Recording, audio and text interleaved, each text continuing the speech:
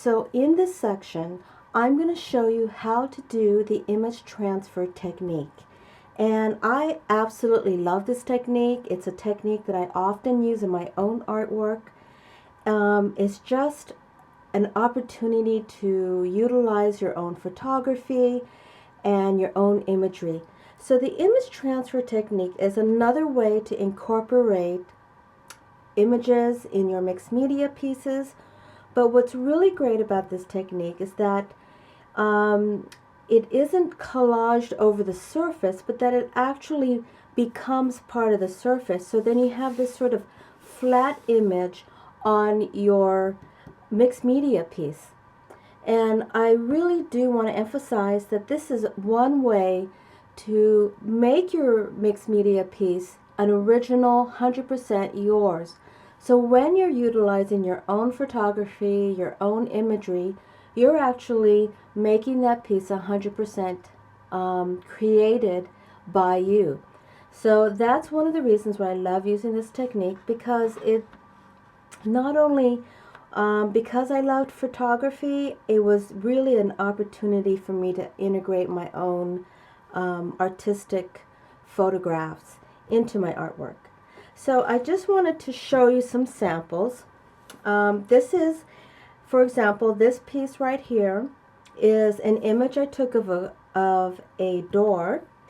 And you can see here, I printed it out from my computer.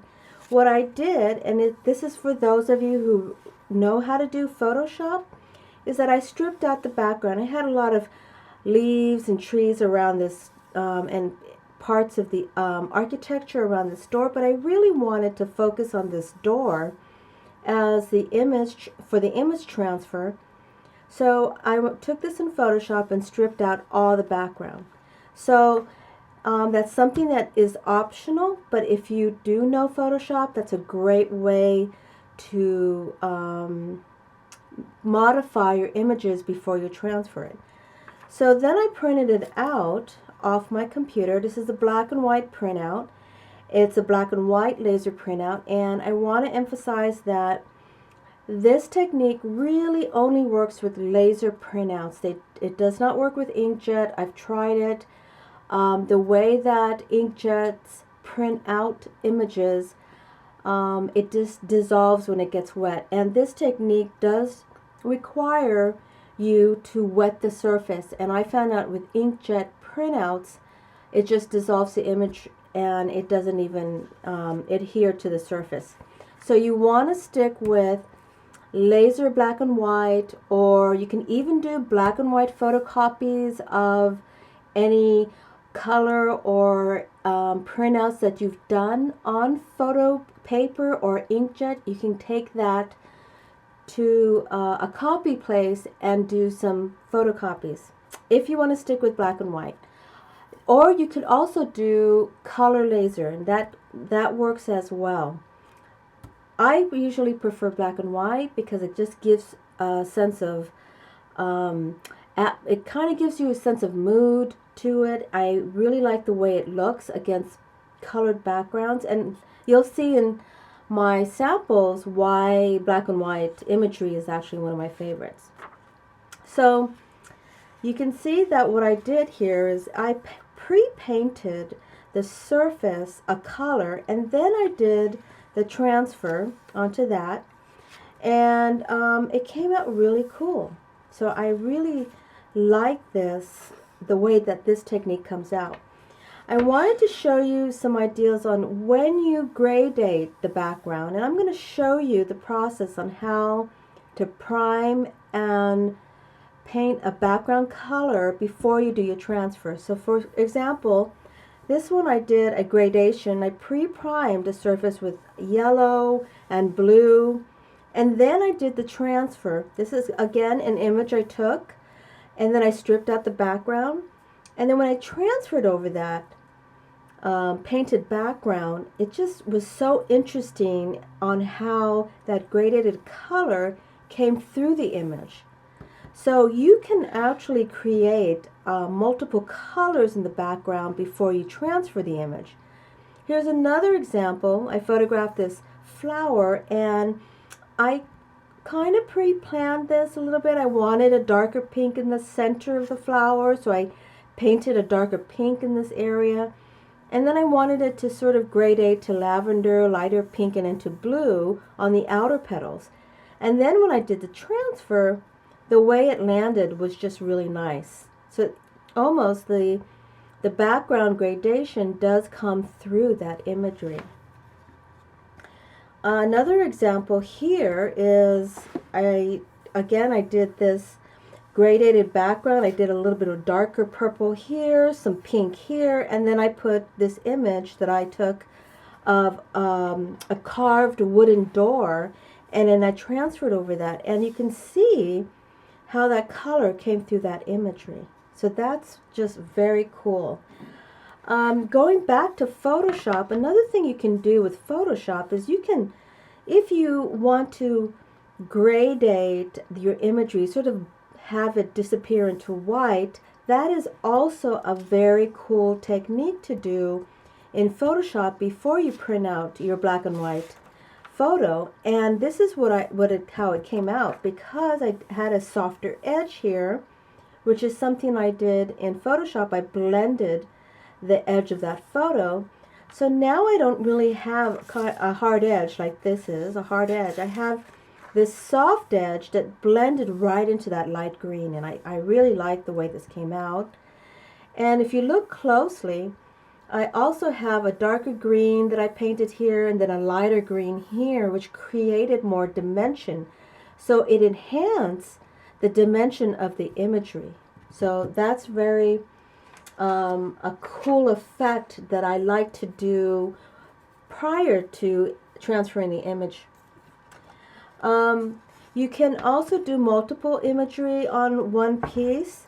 You can also overlap imagery. So once you have that transfer completed, it's dried, you could actually, I could take another image and do a transfer over that, and then they would sort of be translucent over each other.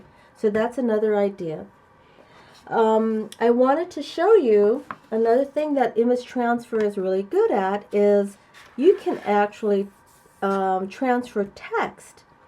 Now the key to transferring text is that you want to print out a mirror image of your text, because when you transfer, because what you do is you're actually going to transfer this onto your surface, that has to be the opposite of what you want to end up with. So when it comes to text, you do have to do a mirrored image of it, and that's usually something that you do in your printing settings. It could either be reflect imagery, it could be flipped horizontally, or mirrored. Each printer setting is different, so you want to look for that setting before you print it out if you're going to incorporate text. This technique also works on color. This is an example of, this is an original artwork that I created, and then I photographed it, and then did a color laser printout of this photograph, and then I transferred it just directly on plain white gesso background. And I just love the way that this was able to reproduce my artwork on a smaller scale. So that was really cool. So color lasers are great for this technique. Another thing that you can do with image transfers is that you can do it on cloth, and quilters love this technique because they can actually incorporate imagery into their quilts, because you can sew on this fabric after you've done the transfer. So this is a piece of fabric. It's the same one as that, and then I did exactly the same technique. And this is just a plain 100% cotton fabric. It could be done on canvas, and that's very cool too, is that you can sew this on t-shirts, bags, whatever you want to do for your fabric project. So the whole idea of doing an image transfer is that you have to think in advance that your image is going to be a reverse of what you started out with. So, for example, this is how it came out. It was on this side, but when I transferred it, removed the paper, it ended up this way. So that's something that you have to plan. So those are examples of image transferring, and I hope that you have a lot of fun doing this technique. It's just very cool in terms of how it enhances your mixed media piece. Also, I want to emphasize that this technique requires patience, and you might want to start off small first until you really get the hang of the technique. I know it took me a while to really get the hang of the technique, so I would encourage you, don't start big. Try to practice this technique a couple of times on a smaller scale. So I'm going to go into how we're going to do this technique, but before you do that, make sure that you print out your image transfer page from your downloadable PDF, because that has all the steps, and that way you can refer to that also if you get lost. But I would say maybe run through the video once, read the steps, and then go through the video step by step again with the technique. Okay, so let's get started. Okay, what you're going to need is, very important, is you want to get some gesso, and this is what I prefer using because it's easy to mix with paint, because we're going to be mixing this with paint. And a blank, unprimed art panel. You also want your putty spreader, and you do want a sponge, and I like these round sponges because we're going to be rubbing the paper off in a circular motion. So I like these sponges the best because they're soft and they're less likely to scratch your surface. You're also going to want either a block with sandpaper, 180 grit, or if you want one of these, if you want to use one of these 180 grit sand blaster, that's fine too. You're going to need paintbrushes, and most important, make sure that you have the printout of the image that you want to use. Now, what's great about this technique is that you can actually use your own original photography with this technique. In the other sections of this course, I've shown you using magazine clippings, and if you get to a point where you want your artwork to be 100% original, this technique is really great so that you could use 100% your original photography in this. So in your mixed media pieces. So what you're going to do is, what I have here is I have some gesso. It looks like white, but it's gesso. And we're going to actually paint with the gesso. So remember, we're going to create, what we're doing really is we're creating a tone, and at the same time we're priming the surface. And we're also priming the surface for the transfer. So I'm going to create a background color, and I'm using gesso as white.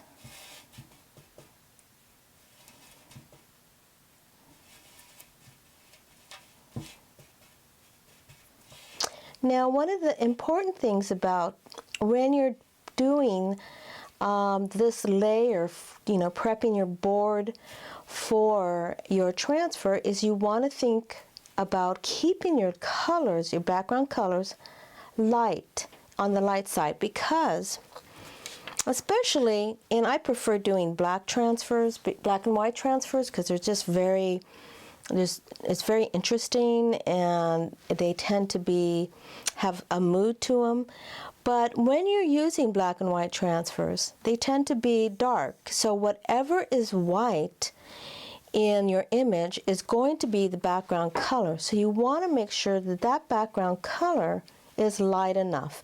If it's too dark and then you put on a black and white image on there, it will end up getting lost. So you want to make sure you stay on the light side when you're painting your background. Okay, so now I have my mixture of acrylic paint, which is a color, and the gesso.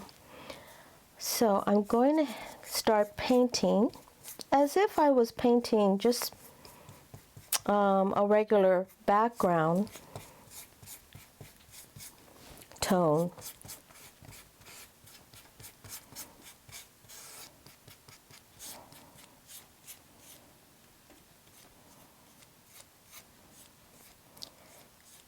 And then I'm going to do a different tone here. I'm getting another brush. Again, I'm introducing gesso in there.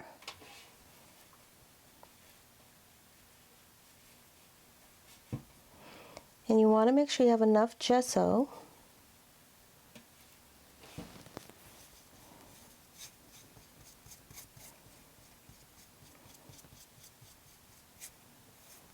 Now, it doesn't matter,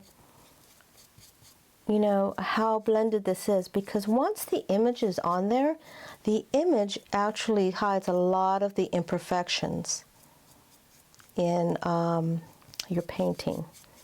So you don't worry about having it perfectly blended, or, if you have some brush strokes in there. Okay, so now another thing you want to know, important to know about gesso, is as you are applying this to the surface, it'll start to dry and it'll start to streak. So you want to make sure that you put on the first coat very quickly. Gesso tends to dry much quicker than normal acrylic paint. So I'm going to go ahead and dry this layer.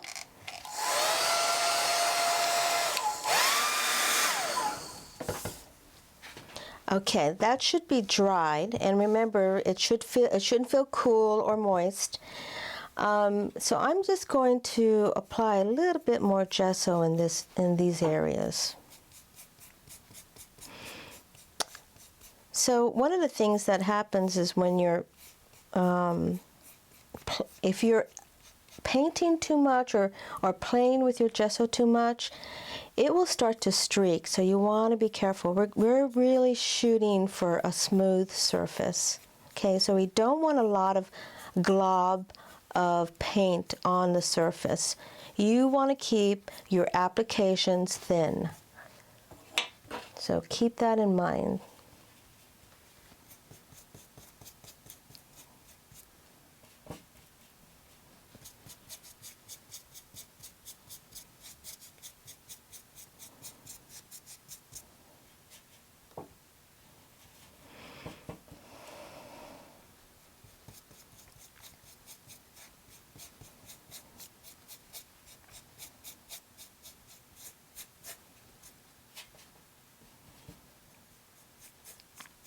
So you can see I'm actually painting with the gesso. Okay, so that's a good application onto the surface. So I'm going to dry this and make sure that it's thoroughly dried. So this section, when you dry it, make sure it's completely dried, because we're going to sand this. If it's not dried and you go to sand it, it might gum up and lift up from the surface.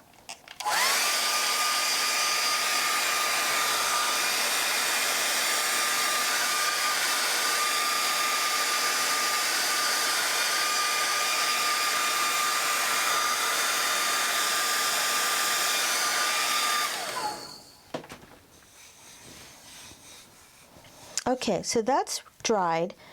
Also, make sure to put your brushes in your water cup, because gesso tends to really dry hard on your bristles. So make sure you rinse out your brushes after you use the after you paint with gesso.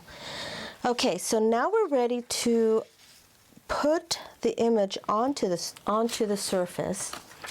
I'm going to get another brush.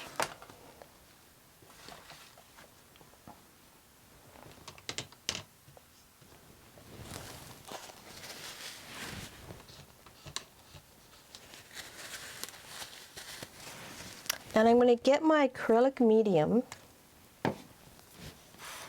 This is the key. That's what's going to sandwich your image to the surface. But first, I want to sand that to make sure. So if you were to rub your hand across that, you feel there's a grit to it. So we want to just lightly sand that in a circular motion. So you want to do that in a circular motion so that you're not scratching any strong scratches, vertical and horizontal. And you'll feel it very easily that it automatically smooths out pretty well. Okay, so we're going to get our acrylic medium. And I'm going to figure out where I want it. I think I want it about there. So then make sure, now this is very important, that you are going to, if your image is here, you make sure that you put enough acrylic medium to cover that whole area. So I'm just going to brush on, and don't glob this stuff on, just make sure that that area is thoroughly covered. And what I normally do is I will go vertically and horizontal to make sure that area is thoroughly covered with acrylic medium. Because if it isn't, your image will not transfer in that area. So I'm now going to put it face down. I'm going to get my putty spreader, and I'm really going to make sure this is down flat. Okay, we're really shooting for it being adhered to the surface completely flat. I'm also putting some pressure on this so I make sure I have any excess acrylic medium will squeeze out of the edges. So I'm really wanting emphasize that the image area is completely flat.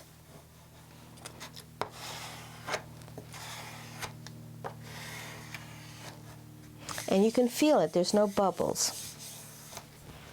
Okay, so what you want to do, and I found that the best results is to let this sit for 24 hours. Sometimes you can get away with removing it if the weather is warm. But I usually like just to be on the safe side, I wait for 24 hours. So you want to let that sit for 24 hours before you start to remove the paper. So the next step, I'll show you how to begin to remove the paper to reveal your transfer.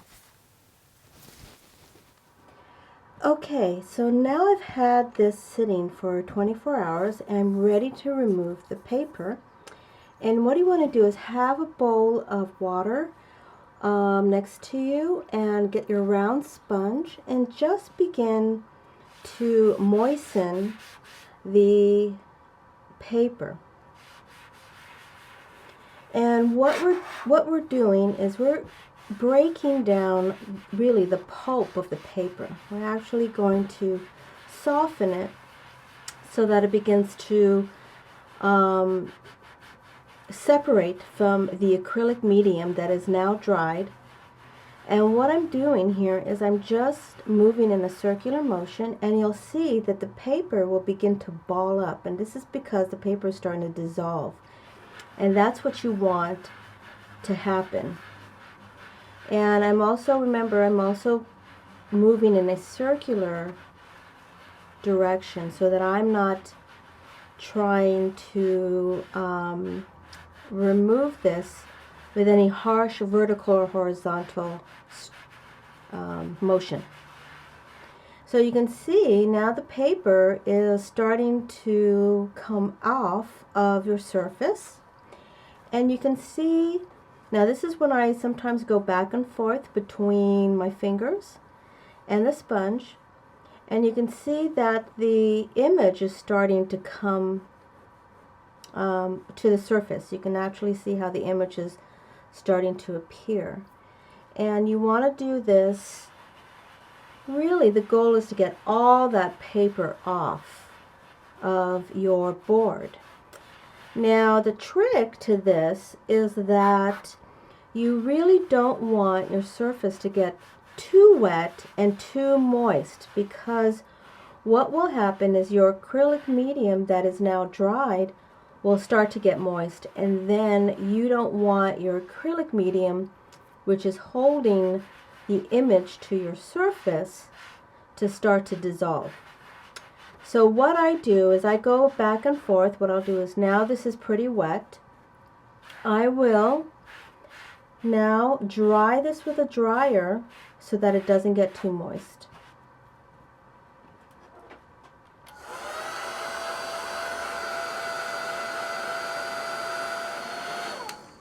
So what you'll notice is when it was wet, the image came out much clearer, but when you dried it, you'll see more, again, the more of the pulp of the paper begin to come back. And that is an indication that you have a lot of paper still to remove. So you want to do this process through the entire process of removing that paper. So I'm re-wetting it again, and again with the sponge I'm doing a circular motion to remove that paper.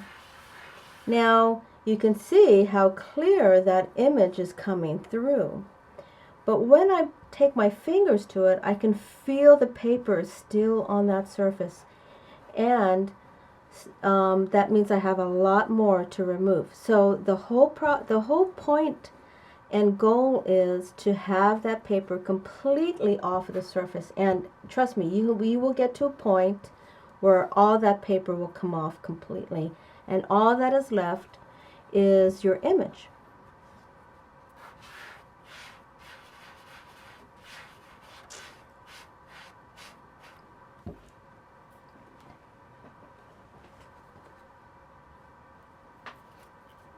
I'm going to take a dryer to that again.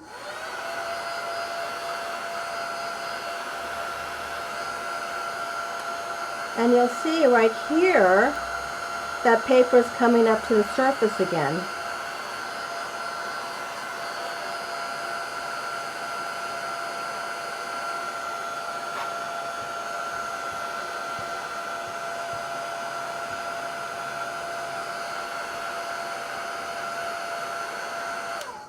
So you can see right here, I was able to see the handle of that image, and now it's completely gone again. So that is, again, it makes it more apparent where that paper is still on your surface. So that's what's really good about drying your transfer as you're removing it. Not only to keep it from completely softening, and then, you know, you don't want to accidentally scratch the wet acrylic and then completely scratch the image. So I'm going to do this back and forth, drying, removing, drying and removing, until all of this is completely gone.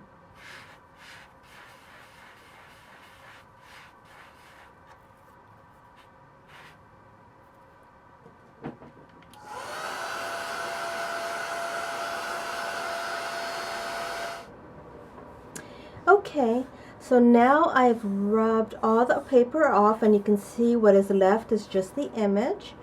And it's very cool. I just love the way this came out. I love that I gradated that color, and that image just works really well with that gradated color of rust and turquoise. I wanted to point out, if you have some areas that the acrylic image, the actual transfer, didn't work on the corner, that's okay. That's kind of an interesting effect, I think, that adds character. It adds almost an organic feel to the transfer and the image.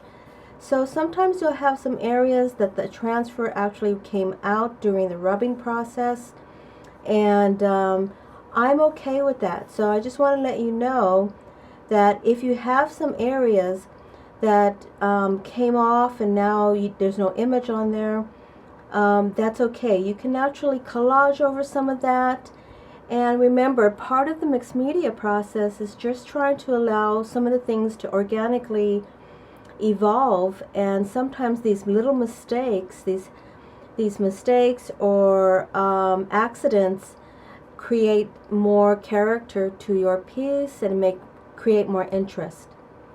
So that's it for image transferring, and I hope you enjoyed the tutorial, because this is one of my favorite techniques.